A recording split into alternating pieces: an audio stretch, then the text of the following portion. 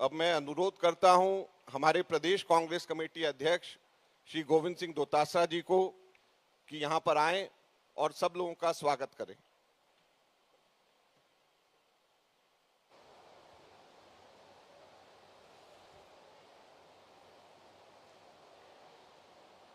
भारतीय राष्ट्रीय कांग्रेस की आदरणीय अध्यक्षा श्रीमती सोनिया गांधी जी, पूर्व अध्यक्ष और हमारे नेता आदरणीय राहुल गांधी जी, आदरणीय प्रियंका गांधी जी, केसी वेणुगोपाल साहब, अजय माकन जी, माननीय मुख्यमंत्री अशोक गहलोत जी, आदरणीय खड़गे साहब, आदरणीय अधीर रंजन चौधरी जी, भारतीय राष्ट्रीय कांग्रेस के तमाम वरिष्ठ आदरणीय नेतागण, सबसे पहले मैं प्रदेश कांग्रेस कमेटी की ओर से, प्रदेश के जन जन की ओर से, प्रदेश के कांग्रेस के कार्यकर्ताओं की ओर से हमारी अध्यक्षा आदरणीय सोनिया गांधी जी का, हमारे नेता राहुल गांधी जी का और आप सबका हार्दिक स्वागत करता हूं, अभिनंदन करता हूं। हमारा सौभाग्य है कि सोनिया गांधी जी और राहुल गांधी जी ने पहले मोदी सरकार के खिलाफ महंगाई हटाओ की जो रैली, राष्ट्रीय रैली थी, उसकी मेजबानी का मौका दिया। आज हमारे लिए ऐतिहासिक दिन है। हम सबका सौभाग्य है कि राजस्थान में भारतीय राष्ट्रीय कांग्रेस का ये नव संकल्प शिविर आयोजन करने की अनुमति देकर के हमें अनुग्रहित किया है। मैं इनके लिए आदरणीय सोनिया गांधी जी का, राहुल गांधी जी का और तमाम कांग्रेस आला कमान का हार्दिक स्वागत करता हूं, धन्यवाद देना चाहता हूं। ये जो मेवाड़ की धरती है, ये संघर्ष, त्याग, तपस्या और बलिदान की धरती है। इसके ऊपर उदयपुर में झीलों की नगरी में आप सब पधारे, ये हमारा सौभाग्य है। कांग्रेस का इतिहास भी त्याग, तपस्या, संघर्ष और बलिदान का रहा है, मैं समझता हूं। इसलिए ये और ज्यादा प्रासंगिक हो जाता है कि यहाँ के नव संकल्प शिविर से हम जो संकल्प कांग्रेस के नेता और कार्यकर्ता लेकर के जाएंगे, मैं समझता हूं एक नई ऊर्जा का संचार होगा और हम वो संघर्ष उन ताकतों के खिलाफ निडरता के साथ में, जिन ताकतों ने आज देश में सामाजिक समरसता और धर्मनिरपेक्षता का गला घोंट रखा है। हमारे नेता राहुल गांधी जी जिस निडरता के साथ में, जिस बेबाकी के साथ में जो उनका संघर्ष है, हम सब कांग्रेस के लोगों के लिए प्रेरणास्पद है। आदरणीय सोनिया गांधी जी की त्याग की जो प्रेरणा है हम सब के कांग्रेस के लोगों में, इससे बढ़िया कोई उदाहरण इस देश में नहीं मिल सकता जो सोनिया गांधी जी के त्याग का उदाहरण हमारे कांग्रेस के लोगों के लिए है। मैं ज्यादा लंबी चौड़ी बात नहीं करूंगा। जो संघर्ष राहुल गांधी जी जिस निडरता के साथ में कर रहे हैं, हमारे लिए गर्व की बात है और गर्व से हमारे कांग्रेस के लोगों का सीना चौड़ा होता है।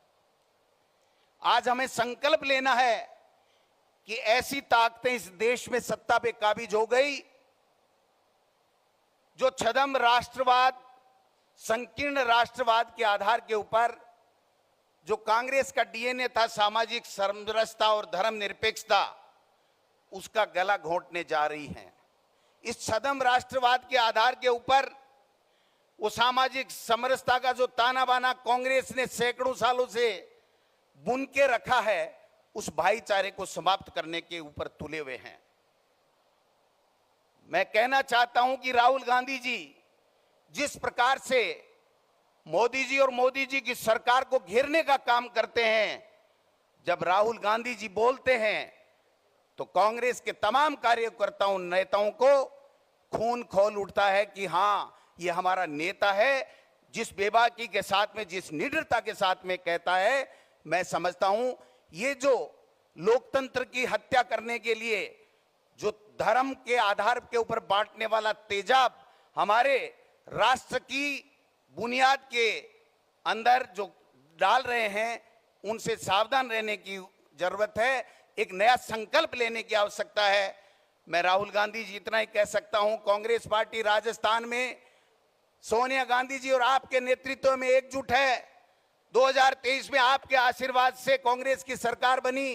कांग्रेस के कार्यकर्ताओं का खून और पसीना इस राजस्थान की सरकार बनाने में आपके नेतृत्व में बहा था। मैं पुनः विश्वास दिलाना चाहता हूं इस मेवाड़ की धरती के ऊपर, राजस्थान की वीरों और संतों की भूमि के ऊपर, कि आपके नेतृत्व में हम ईंट से ईंट बजा देंगे, लेकिन इन फासिस्ट प्रवृत्ति के लोगों से न कभी झुकेंगे न कभी डरेंगे। हम उस कांग्रेस के सिपाही हैं जिसने हमेशा स्वाभिमान की लड़ी है। हम उस कांग्रेस के सिपाही हैं जिसने इंदिरा गांधी जी और राजीव गांधी जी का बलिदान इस देश को एक और अखंड रखने के लिए दिया है। मैं समझता हूं ये नया संकल्प हम सब के लिए, आज ये पूरी राष्ट्र की कांग्रेस एक है आप सबके नेतृत्व में, सोनिया गांधी जी और राहुल गांधी जी, हम सब संकल्प लेते हैं कि यहां से जो नया संचार इस कांग्रेस में होगा, ईंट से ईंट बजा देंगे। इन लोगों से चाहे कितना ईडी सीबीआई कर लें, डरने वाले नहीं है, घबराने वाले नहीं है। आपके नेतृत्व में 2024 में हम इस मोदी सरकार का सुपड़ा साफ करके रहेंगे और यूपीए सरकार का कब्जा करेंगे। बहुत बहुत धन्यवाद। कोई कमी रह गई हो तो माफ करना। हम नए नए लोग हैं, माननीय मुख्यमंत्री जी का आशीर्वाद और इनका अनुभव है जिसके कारण से हम सब ये संभव कर पाए हैं। इसलिए थोड़ा सा अगर कोई कमी रह गई हो तो मैं राजस्थानी में कहूँ, माने माफ कर जो अगर कोई कमी रह गई है तो। बहुत बहुत धन्यवाद। जय हिंद, जय भारत। मैं अनुरोध करूंगा, रघुवीर मीना जी कांग्रेस कार्य कमेटी के सदस्य हैं, प्रियंका गांधी जी का रघुवीर मीना जी स्वागत करेंगे।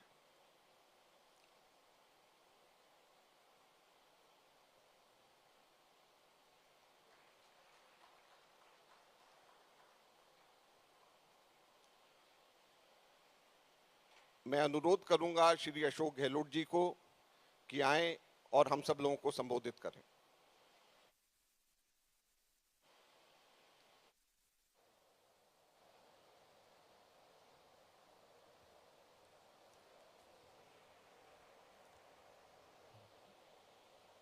परम श्रद्धेय सोनिया गांधी जी, हमारे नेता आदरणीय राहुल गांधी जी, मल्लिकार्जुन खड़गे साहब,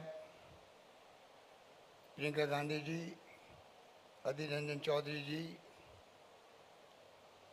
हमारे प्रदेश के प्रभारी अजय माकन जी, वेणुगोपाल जी, छत्तीसगढ़ के मुख्यमंत्री भूपेश बघेल जी, प्रदेश कांग्रेस कमेटी का अध्यक्ष गोविंद दोतासा जी, यहाँ पधारे हुए तमाम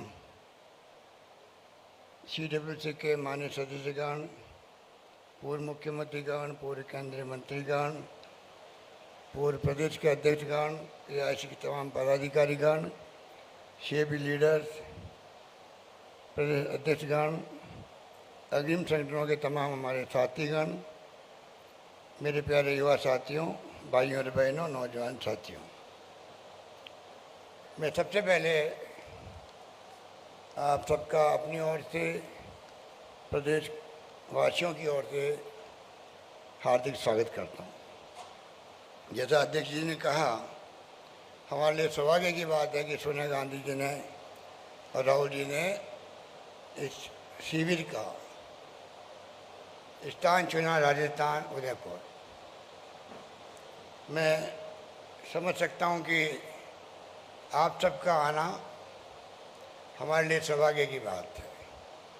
जो चेहरे नज़र आ रहे हैं नए पुराने, उससे हम सब गौरव का अनुभव कर रहे हैं। एक नई शुरुआत देश की राजनीति में होने जा रही है। ऐसे वक्त में जब कोई नहीं जानता कि देश किस दिशा में जा रहा है और किस दिशा में जाएगा, जहाँ संविधान की धज्जियाँ उड़ रही हो, लोकतंत्र खतरे में हो, जुडिशरी दबाव में हो, CBI इनकम टैक्स ED का दुरुपयोग हो रहा हो, क्या नहीं हो रहा है, कुछ सुनने वाला नहीं, कुछ समझने वाला नहीं, किसी को आवाम से भय भी नहीं है, हमारे वक्त में हर वक्त कांग्रेस के नेतृत्व लोग क्या कहेंगे उसके आधार पर लोकतंत्र की भावनाओं की कदर करते फैसले करते थे। कई मुख्यमंत्री होंगे, कई केंद्रीय मंत्री इस्तीफे हो गए। इनके लिए कोई मायने नहीं रखता है लोकतंत्र। कुछ भी आरोप लगा दीजिए, कितनी संघर्ष कर रही जनता, इनको परवाह नहीं है। ऐसे फासिस्टी लोग धर्म के नाम पे काबिल हो गए देश के अंदर, जो आसान काम है। विचारधारा की लड़ाई अलग है, पर धर्म जाति ऐसी चीज है कि आप भड़का सकते हो, दंगे भी, हिंसा कर सकते हो रहा है देश के अंदर। राजस्थान तो टारगेट नंबर 1 अब। जहाँ जहाँ चुनाव आते हैं वहाँ वहाँ ये टारगेट बना लेते हैं। दंगों का, सीबीआई, इनकम टैक्स, ईडी के छापों का आप देख रहे हो। इनके लोग दूध के धुले हुए हैं, कहीं छापा नहीं पड़ेगा इनकम टैक्स का, ईडी का, सीबीआई का। कितने लोग जेलों में बंद है कोई सोच नहीं सकता, हमें मालूम ही नहीं है। जिग्नेश मेवानी एक एमएलए 2500 किलोमीटर ले आ करके उनको आप कैद कर दो, बेल हो तो वापस उसके ऊपर आरोप लगा के वापस जेल भेज दो। ये अपना में उदाहरण है एक। बाकी ऐसी घटना कितनी हो रही है साहित्यकारों के ऊपर, पत्रकारों पर, लेखकों पर, कोई सोच नहीं सकता है। आर्टिकल लिखते लिखते थक गए हैं कई साहित्यकार, लेखक। तो ये हालात बन गए। तनाव का माहौल है, हिंसा का माहौल है देश के अंदर। सोनिया गांधी जी सहित 13 विपक्षी पार्टियों ने अपील करी प्रधानमंत्री से, आप प्रधानमंत्री हो, देश में तनाव है, शांति का माहौल है, आप अपील कीजिए शांति की। वो नैतिक साथ नहीं जुटा पा रहे हैं। नैतिक साथ है ही नहीं तो क्या जुटाएंगे। इन हालातों में देश चल रहा है। इसलिए मैं इस मौके पर, ये बहुत मुबारक मौका हमारे लिए इसलिए है, 3 दिन तक हम लोग तमाम वरिष्ठ लोग बैठे अपने अनुभव का लाभ देंगे। नौजवान पीढ़ी के लोग आए हैं, वो अपने फ्यूचर को देख करके कांग्रेस की नीतियाँ, उसके कार्यक्रम के सिद्धांत जो महात्मा गांधी, पंडित नेहरू, सरदार पटेल, मौलाना अबुल कलाम आज़ाद के वक्त के हैं, अमेरिका के वक्त का संविधान है, दुनिया लोहा मानती है। आज देश कहाँ के कहाँ पहुँच गया आज़ादी के बाद में 70 साल के अंदर। इनको शर्म ही नहीं आती कहते हुए कांग्रेस ने 70 साल में क्या किया। इतनी बेशर्मी से बोलते हैं, पूरा देश सुन रहा है। कांग्रेस मुक्त भारत में ला देंगे। मैं कई बार कहता हूँ कांग्रेस मुक्त तो कभी होगी नहीं। कांग्रेस का इतिहास, उसके कार्यक्रमों के सिद्धांत देश के डीएनए की तरह है। सोनिया गांधी के नेतृत्व में जिस रूप में हमने देखा है यूपीए गवर्नमेंट को, ऐतिहासिक फैसले किए उन्होंने भी।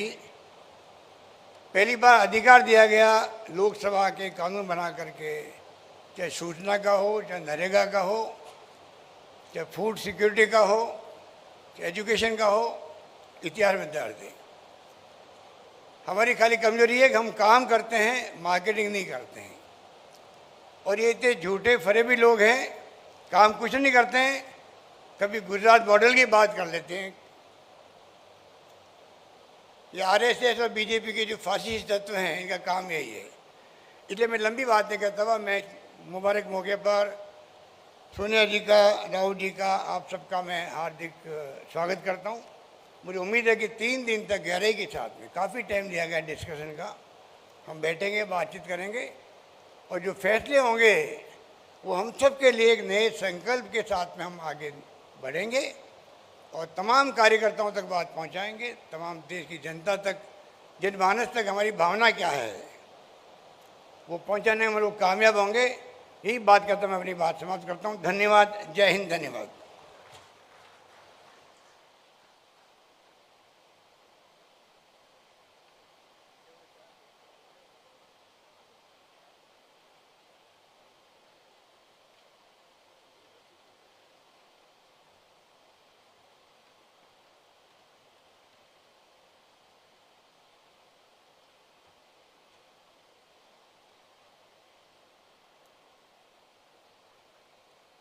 साथियों, इससे पहले कि मैं कांग्रेस अध्यक्षा को यहाँ पर आमंत्रित करूं। 3-4 छोटी छोटी हाउसकीपिंग अनाउंसमेंट्स यहाँ पे करना है। एक तो जैसे मैंने शुरू में कहा कि 3 बजे, और आप लोगों को जो कार्यक्रम भी बांटा गया है, 3 बजे यहाँ से हम लोगों के सब्जेक्ट स्पेसिफिक मीटिंग शुरू हो जाएंगी।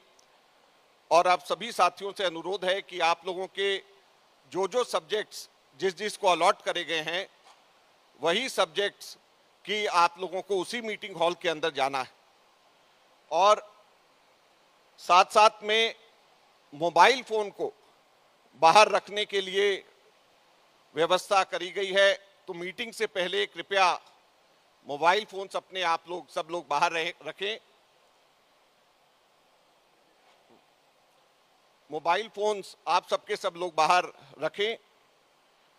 और रात का डिनर 8 बजे अरावली लॉन्च के अंदर होगा। और आप लोग समय के ऊपर अपना कार्यक्रम खत्म करके अरावली लॉन्च में डिनर 8 बजे और एक बहुत अच्छा शानदार कल्चरल प्रोग्राम भी राजस्थान के तरफ से रखा गया है। और आखिरी बात यह है कि कोई भी डेलीगेट के अलावा यहाँ पर इस परिसर के अंदर कोई व्यक्ति ना रहे। स्टाफ भी या और जो दूसरे साथी यहाँ पर हैं, उन सब लोगों से अनुरोध है कि सब लोगों के लिए और व्यवस्था इस कॉम्प्लेक्स के बाहर रखी गई है। वहाँ पर जाकर के आप लोग वहाँ पर बैठ सकते हैं। So I would like to repeat all the 5 points in English now. First of all, soon after this meeting is over, from 3 p.m. onwards, group discussions will start, and all of you are requested to go to your respective group meetings only. Everyone has been allocated a specific group. Please stick to your own group which you represent. Another important thing is, we request you to keep your mobile phones outside the meeting rooms. Lockers have been provided with lock and key facility, and you can keep your mobile phones inside the lockers and lock it. Dinner would be at 8 p.m. at Aravali Lawns, and before the dinner, a small cultural program is being presented over there, so we request you to be present on time at 8 p.m. for the cultural program and the dinner. And the last request is, only delegates are requested to stay in this complex. Non-delegates, including the staff, is requested to kindly go out. There's enough arrangement in this hotel complex only, so you can sit there and relax. This entire place is only for the delegates. तो मैं अब अनुरोध करना चाहूँगा हमारे कांग्रेस की अध्यक्षा को कि वो आए, हमें संबोधित करें और इस ऐतिहासिक नव संकल्प शिविर में हम लोगों को मार्गदर्शन दें।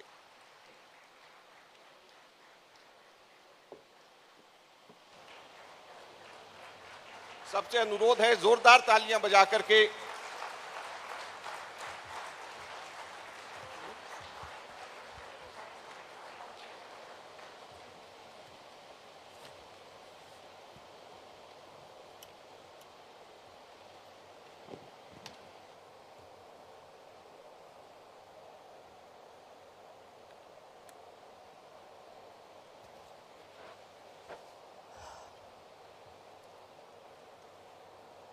members of the CWC, Ashok Gehlot ji, Govind Singh Dotasara ji,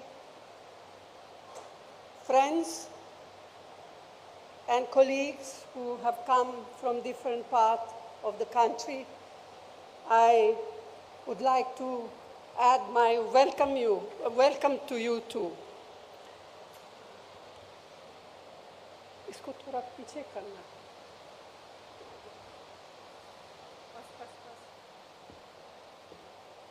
Our Chintan Shivir in this historic city with such a glorious heritage has as its theme Nav Sankalp.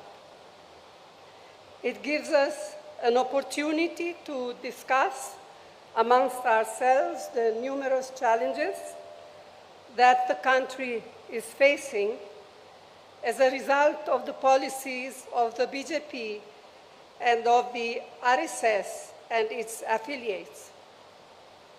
It is also an occasion to deliberate on the many tasks ahead of us. So it is both a Chintan about national issues and a meaningful Atma Chintan about our party organization. I am well aware that many of our colleagues wanted to be here with us, but we had to limit participation for a variety of reasons.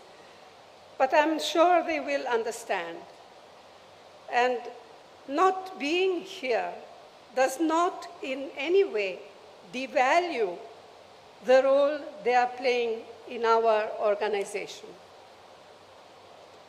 Friends, by now it has become abundantly and most painfully clear what Prime Minister Modi and his colleagues really mean by their frequently repeated slogan, maximum governance, minimum government. It means keeping the country in a state of permanent polarization, compelling people to live in a constant state of fear and insecurity. It means viciously targeting, victimizing, and often brutalizing minorities who are an integral part of our society and are equal citizens of our republic.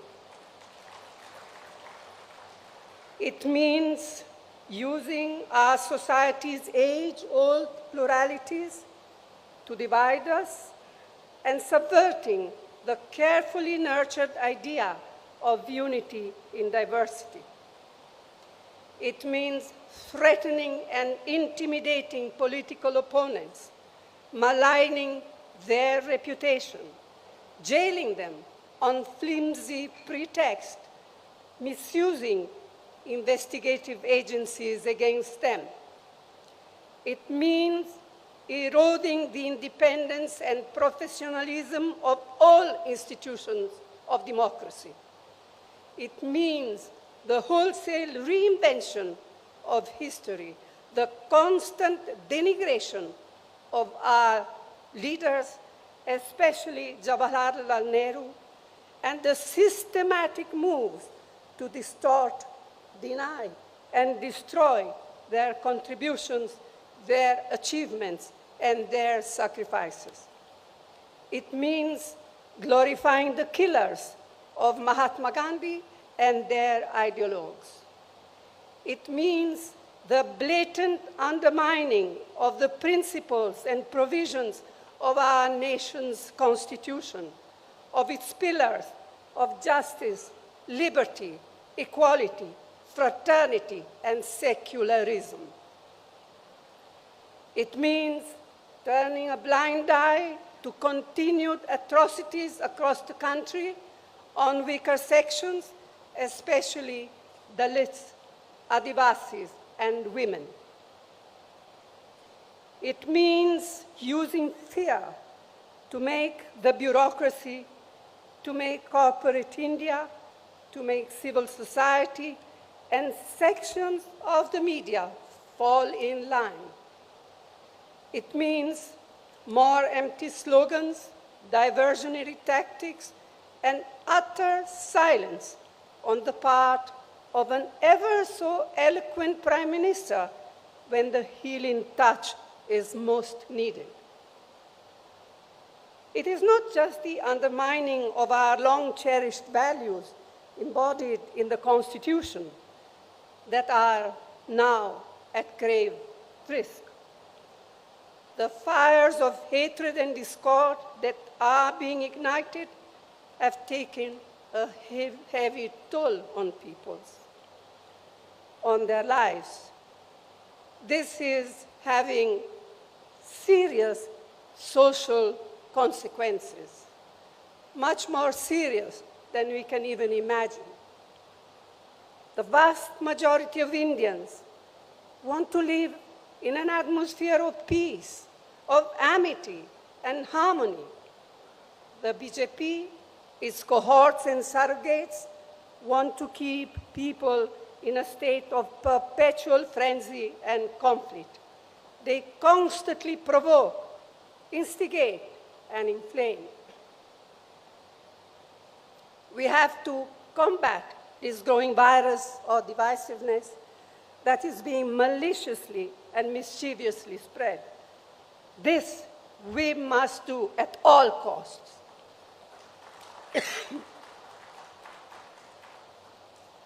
It is imperative to sustain high economic growth, to provide adequate employment opportunities for the youth.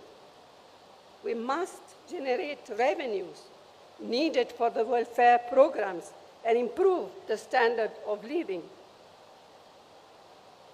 But the worsening environment on social illiberalism and bigotry shakes the very foundation of economic growth. Starting with the disastrous demonetization on November 2016, the economy has been at a steep downslide. A large majority of MSMEs have been crippled. Unemployment has risen alarmingly, and for the first time, it appears that vast numbers of people have simply given up hope of finding jobs. Whatever support the central government has been able to provide in the past 2 years to people has been on account of most of the UPA programs, and to name just two of them, the Mahatma Gandhi Narega, the employment scheme, and the national food security. The sheer tenacity of farmers and their organization compelled the Modi government to repeal the 3 black laws. The Congress party stood by them steadfastly throughout their long struggle, both within Parliament and outside. But the promises made by the Prime Minister to the farmers when they withdrew their agitation have yet to be fulfilled. Meanwhile, it looks as if procurement of wheat this year will fall steeply, threatening the very foundations of our national security, food security program. Prices of essential items of mass consumption, like cooking gas, cooking oil, pulses, vegetables, fertilizers, petrol, and diesel, continue their upward march, placing an intolerable burden on crores of families. Public sector companies built up with such careful planning with economic and social objectives in mind by earlier Congress government are now being privatized with a vengeance and to a chosen few. This will have disastrous consequences. Among other things, this means that one avenue for assured employment for scheduled castes and scheduled tribe will get totally closed. अब मैं कुछ बातें हिंदी में कहना चाहूँगी। तो साथियों, हमारे इस महान और सशक्त संगठन से समय समय पर अपने लचीलेपन को दर्शाने की उम्मीद की जाती रही है, और हर बार हमारे संगठन ने असरदार तरीके से अपनी प्रतिक्रिया दर्शाई है। एक बार फिर हमसे यह उम्मीद की जा रही है कि हम अपना साहस, हौसला और समर्पण की भावना का परिचय दें। लेकिन आज जो हमारे संगठन के सामने परिस्थितियां उत्पन्न हुई है वे अभूतपूर्व है। असाधारण परिस्थितियों का मुकाबला असाधारण तरीके से ही किया जा सकता है, इस बात के प्रति मैं पूरी सचेत हूँ। हर संगठन को न केवल जीवित रहने के लिए बल्कि बढ़ने के लिए भी समय समय पर अपने अंदर परिवर्तन लाने होते हैं। हमें सुधारों की सख्त ज़रूरत है। रणनीति में बदलाव, ढांचागत सुधार और रोज़ाना काम करने के तरीके में परिवर्तन। एक तरह से यह सबसे बुनियादी मुद्दा है, लेकिन मैं ये भी जोर देकर कहना चाहती हूँ कि हमारा पुनरुत्थान सिर्फ विशाल सामूहिक प्रयासों से ही हो पाएगा और वो विशाल सामूहिक प्रयास न टाले जा सकते हैं, न ही टाले जाएंगे। यह शिविर इस लंबे सफर में एक प्रभावशाली कदम है। हमारे लंबे और सुनहरे इतिहास में आज एक ऐसा समय आया है जब हमें अपनी निजी आकांक्षाओं को संगठन के हितों के अधीन रखना होगा। पार्टी ने हम सभी को बहुत कुछ दिया है। अब समय है कर्ज उतारने का। मैं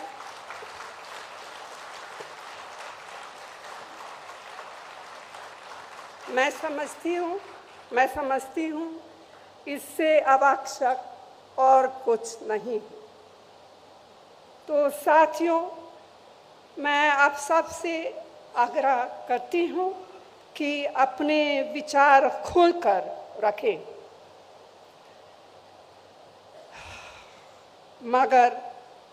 मगर बाहर सिर्फ एक ही संदेश जाना चाहिए, संगठन की मजबूती, दृढ़ निश्चय और एकता का संदेश। यह निश्चय बरकरार रखना होगा। हाल में मिली नाकामयाबियों से हम बेखबर नहीं हैं, ना ही हम बेखबर है उस संघर्ष से या उस संघर्ष की कठिनाइयों से जिसे हमें करना है और जीतना है। लोगों की हमसे जो उम्मीदें हैं उनसे हम अनजान नहीं हैं। व्यक्तिगत और सामूहिक रूप से यह प्रण लेने के लिए हम एकत्रित हुए हैं। हम देश की राजनीति में अपनी पार्टी को फिर से उसी भूमिका में लाएंगे जो भूमिका पार्टी ने सदैव निभाई है और जिस भूमिका की उम्मीद इन बिगड़ते हुए हालातों में देश की जनता हमसे करती है। हम यहाँ पूरी विनम्रता के साथ आत्मा निरीक्षण तो कर रहे हैं, लेकिन आज हम तय करें कि जब हम यहाँ से निकलेंगे तो हम एक नए आत्मविश्वास, एक नई ऊर्जा के साथ और एक नई प्रतिबद्धता से प्रेरित होकर निकलेंगे। आप सबको बहुत बहुत धन्यवाद। जय हिंद।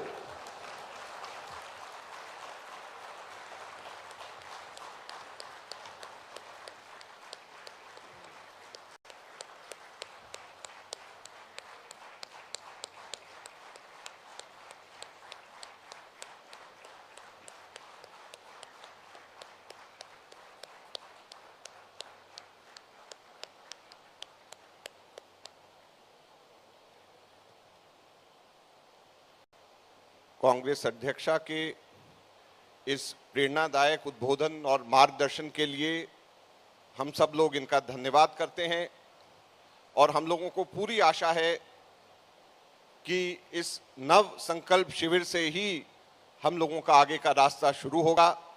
मैं अब आप सब लोगों से अनुरोध करता हूं कि कृपया अपने अपने सब्जेक्ट मैटर के रूम्स में आप सबके सब लोग प्रस्थान करें और वहां पर हम लोगों का चिंतन अब शुरू होगा। धन्यवाद।